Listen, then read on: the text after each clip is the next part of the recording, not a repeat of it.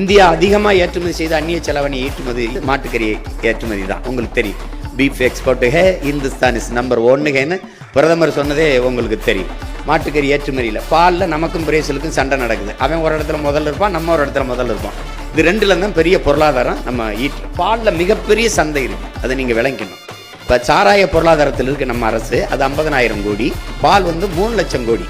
நம்ம நிதிநிலையே 3 லட்சம் கோடி தான் பட்ஜெட்டே. அப்போ 3 லட்சம் கோடி நமக்கு பால் பொருளாதாரம் இருக்குது. அதை விட்டுட்டு நமக்கு பால் எங்கேருந்து வருதுன்னா ஆந்திராவிலேருந்து வருது.